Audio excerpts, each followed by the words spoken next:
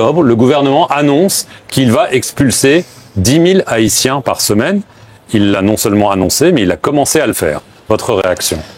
Évidemment. Messieurs, dames, la société, comment nous est vraiment senti content pour me trouver ma face appareil ça, pour me porter vidéo ça pour nous. Je dis c'est mercredi 16 octobre 2024.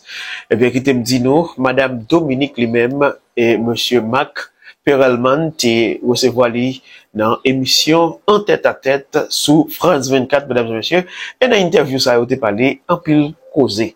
Il a parlé sur question sécurité, question phénomène gang qui a des problèmes dans le pays d'Haïti. Il parlait de mission force mission multinationale là. Et que, mesdames et messieurs, il a parlé surtout de série de déportations que le président Luis Abinader a déclenché contre les Haïtiens depuis 2 octobre passé. Mais dames, la société, on n'a pas qu'à faire entendre toute interview. Moi, choisi, yon parti, moi, connais qui a déterré et on dit grand public là, moun k'ap gade mieux, moi, choisi pour nous. Et il y a un rapport avec ce qui a passé en République dominicaine. Il y a un terme que un pile politicien haïtien utilisé dans le moment où il a parlé de déportation, ça que le président Luis Abinader a déclenché contre Haïtien, qui c'est purification ethnique. Pour parler de thème ça, Madame Dominique lui-même lui dit que Haïti déjà saisi ou bien contacté 2 firmes internationales qui ont pour avec avocat puis université, c'est eux-mêmes qui veulent et présenter, ok? C'est eux-mêmes qui pourraient produire un avis légal pour que Haïti capable de présenter devant et cour d'appel interaméricain des droits de l'homme et que c'est eux-mêmes qui pourraient déterminer qui ça vraiment bagaille là. Mais c'est dans la société, sans perdre du temps, pour le faire nous apprécier qui ça, Madame Dominique lui-même, lui parler dans l'interview ça. Et bien entendu, c'est pas toute interview à me porter pour nous. Moi, choisi point me connaît qui a intéressé tout Haïtien yo dans moment et bagay yo vraiment difficile pour République Dominicaine avec Haïti. Donc, si vous besoin de toute l'autre partie yo, ou capable aller sur page France 24 là et puis ou joindre interview à complet mesdames et messieurs. Qui nous apprécier Madame Dominique Dupuis avec Monsieur Perelman dans interview ci là.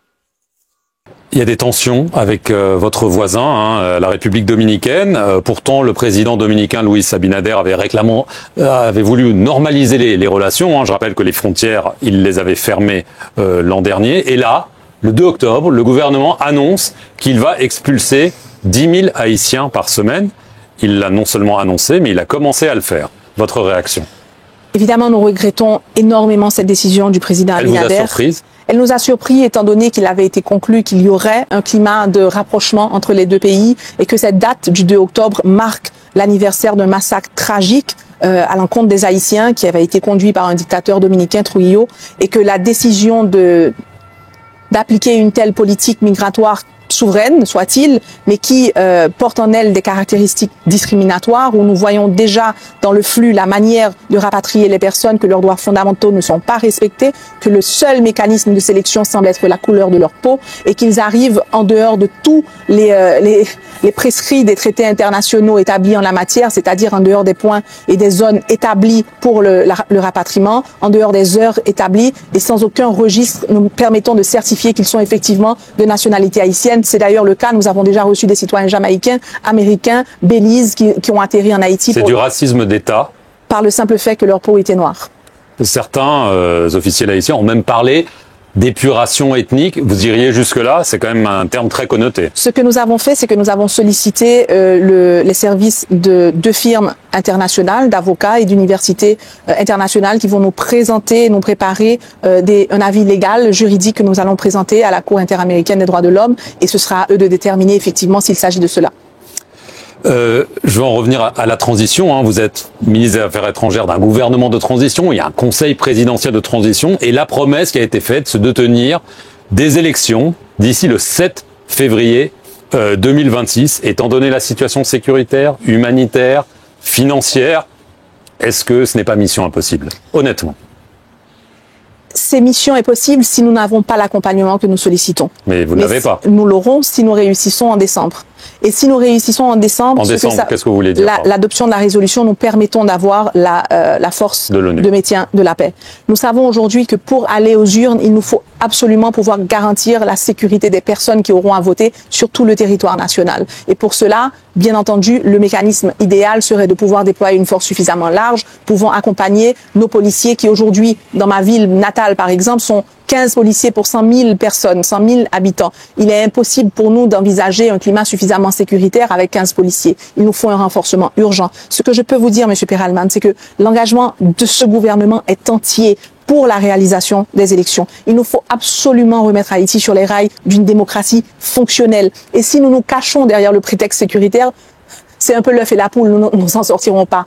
Et donc, nous prenons les engagements et je continuerai jusqu'au dernier jour le plaidoyer nécessaire, comme le Premier ministre, comme les autres ministres du gouvernement et comme le Conseil présidentiel de transition, ce plaidoyer pour qu'on ait l'accompagnement à temps et à la hauteur afin de nous permettre de tenir cet engagement que nous avons pris auprès du peuple haïtien et qui est le seul à nous accorder la légitimité nécessaire pour gouverner ce pays le temps de la transition. Mais si jamais vous vous rendez compte que le Conseil de sécurité ne passe pas cette résolution et tout ça, est-ce qu'il ne vaut pas mieux dire, écoutez, la transition durera un peu plus longtemps afin que les élections se passent bien? Il est prématuré de s'aventurer, c'est justement le danger d'une transition, c'est de penser qu'elle peut s'éterniser. Aujourd'hui, on l'a vu ailleurs. On l'a vu ailleurs et on l'a même vu un peu en Haïti avant. L'idée, c'est qu'aujourd'hui, on ait appris les leçons du passé et que notre engagement et notre détermination, elle reste absolument ciblée sur la passation pacifique du pouvoir le 7 février 2026 à des autorités démocratiquement élues. Et moi, je peux vous dire, j'ai hâte. Merci beaucoup, Dominique Dupuis, d'avoir répondu aux questions de France 24. Messieurs, dames, la société, je vous souhaite de là, c'était Madame Dominique Dupuis, qui c'est ministre Affaires étrangères, nous, qui était dans le micro, devant caméra, et éditorialiste, ça, qui c'est Marc Perelman. Donc, si vous voulez regarder toute interview, je me dit dans le commencement de la vidéo, vous êtes capable d'aller sur page et France 24, et puis, vous joindre toute interview. Mesdames et messieurs, rendez-vous cassé pour l'autre vidéo parce que je vais me gagner le bagage pour me porter pour nous durant la journée ça.